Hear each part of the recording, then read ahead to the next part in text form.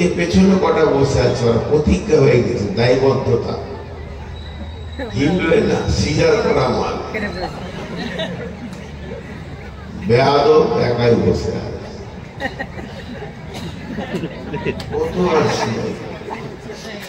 আমি একটা কথা বলে যাচ্ছি, চোপড়ার ময়দানে আগামী বছর আমি বেঁচে থাকবো কিনা জানি না, আমার হায়াতের মালিক আমার আল্লাহ। আজকের মাইন্ডটা একটু ধ্যান দিয়ে শুনবেন, ধ্যান দিয়ে। আমি চাইছি এটা আমার শেষ বায়ান হয়ে যাক এখানকার। তোল্লা সব বানিয়েছে। এই 4 টাকা বসলাম, তোর এসে আবার দাঁড়ালি কেন? তোদের চামড়া মোটা আছে নাকি?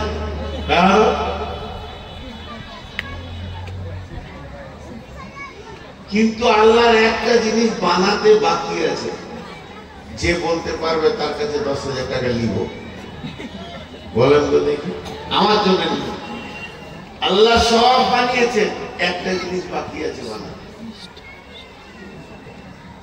যে যে জিনিস দিয়ে সেটাকে বানানো হবে, সেই মালগুলো আল্লাহ টেবিলে হাজির করে ফেলেছে।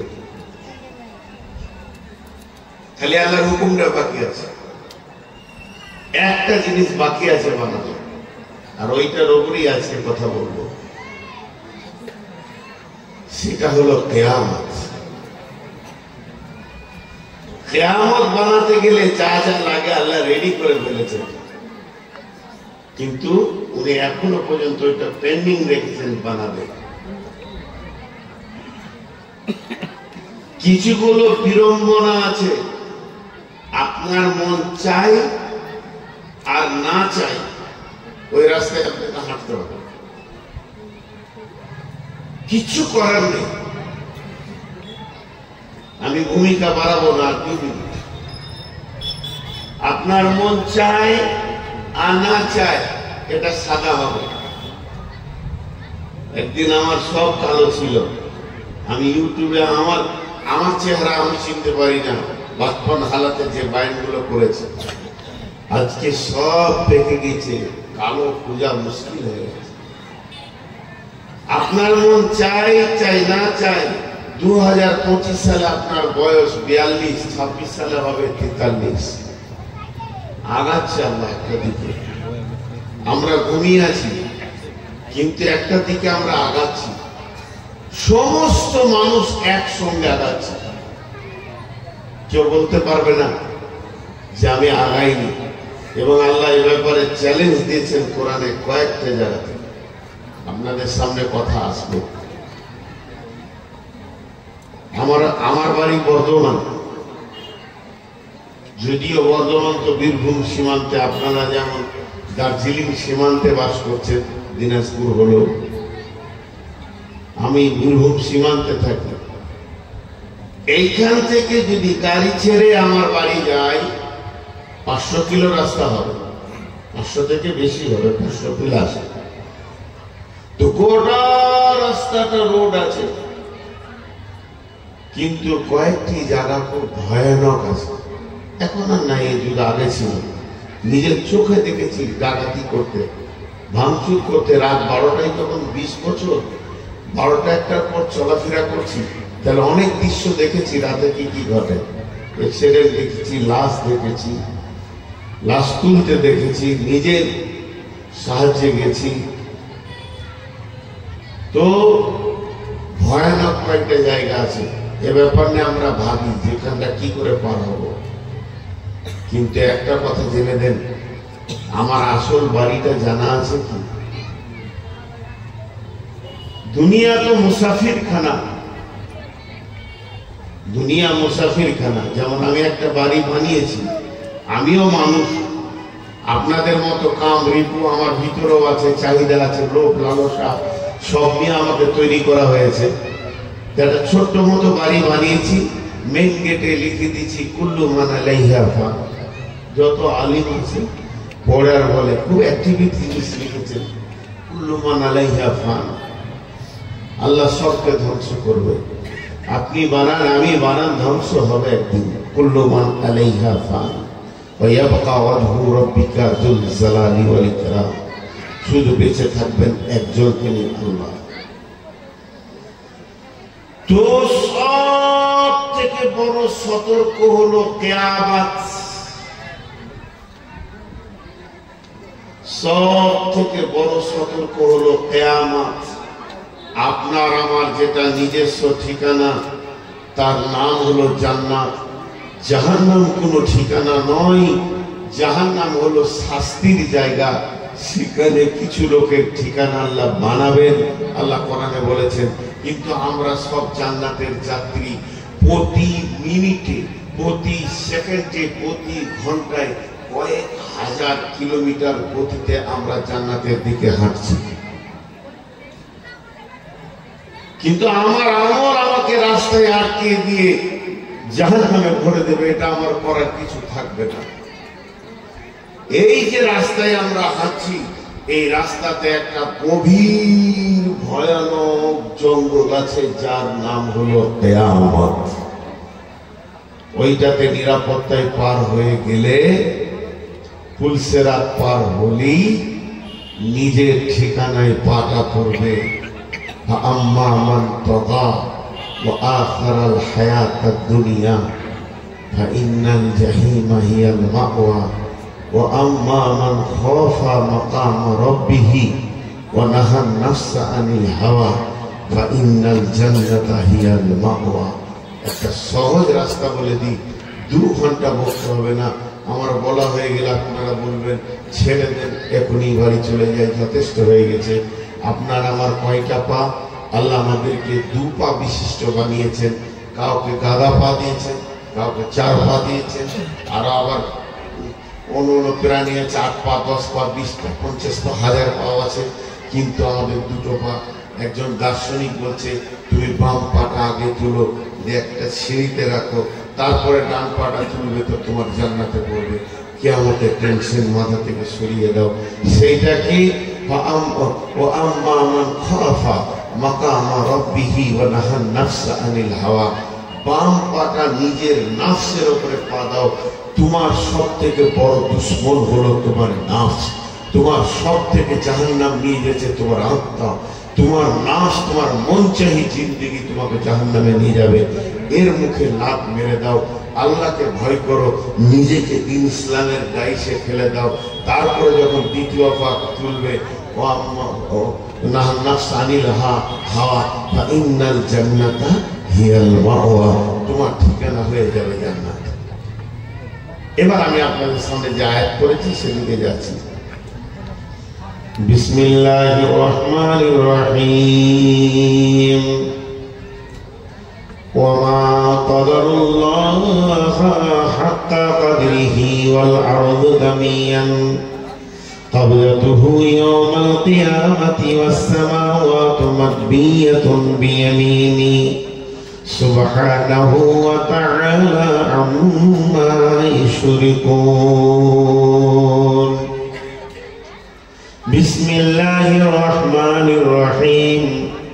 ويقولون متى هذا الوعد إن كنتم صادقين। বিশ্বনবী মানুষদেরকে ডেকে কিয়ামতের কথা বলছেন, কিয়ামতের ভয়াবহ কথা বলছেন। সাহাবা রাদিয়াল্লাহু আজমাইনেরা একইর সঙ্গে গ্রহণ করছেন।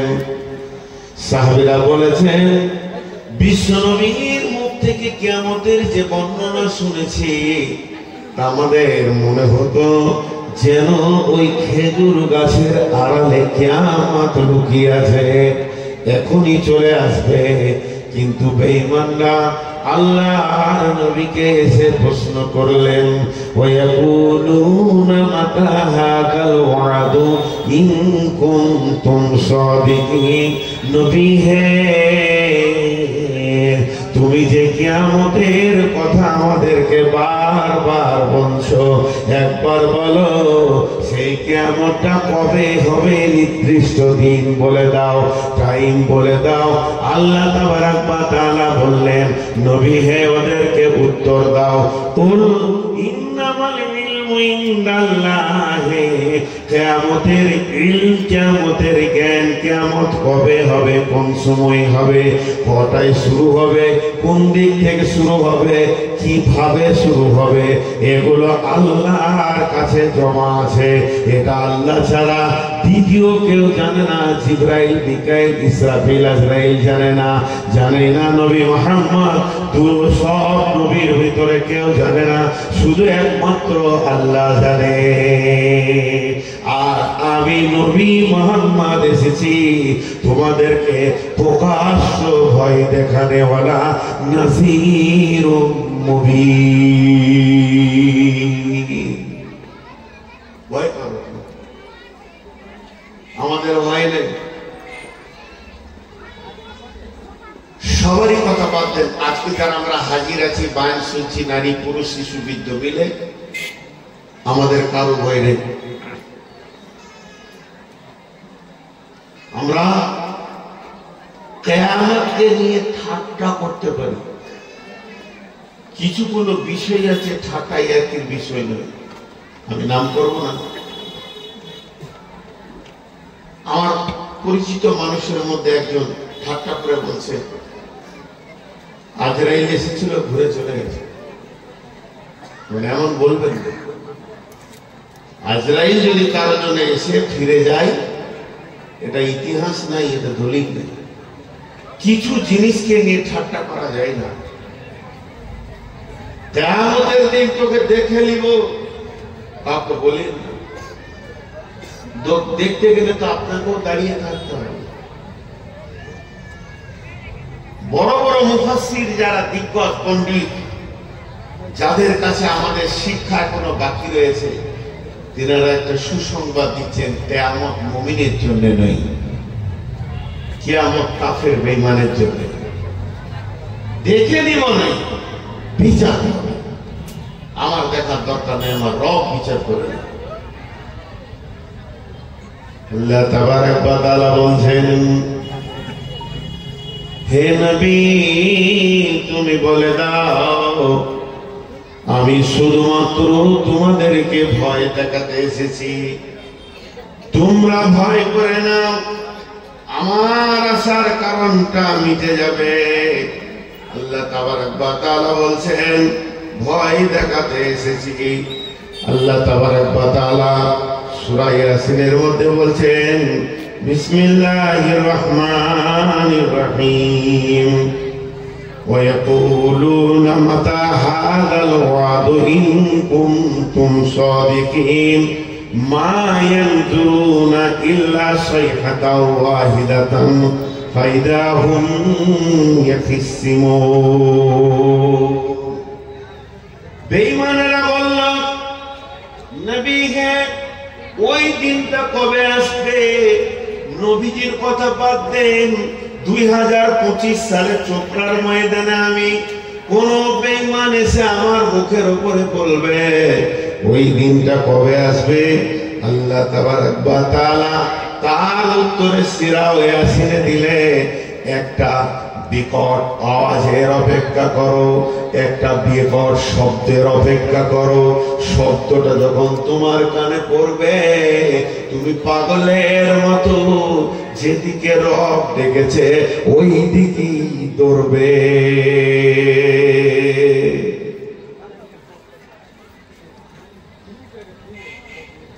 ছোট্ট একটা উদাহরণ দিব। পানি বাঁধা আছে, অনেক পানিকে বেঁধে রেখেছে, কয়েক লক্ষ বিলিয়ন রেল পানিকে বেঁধে রাখা হয়েছে, কিউবিক পানিকে বেঁধে রাখা হয়েছে। পানি কোথায় যাবে জানে না। যিনি বেঁধে রেখেছেন উনি ড্রেন তৈরি করেছেন, একে বেঁকে, লম্বা সিধা, নিচে ওপরে। মুখটা খুলে দিলে পানি ঠিক তো।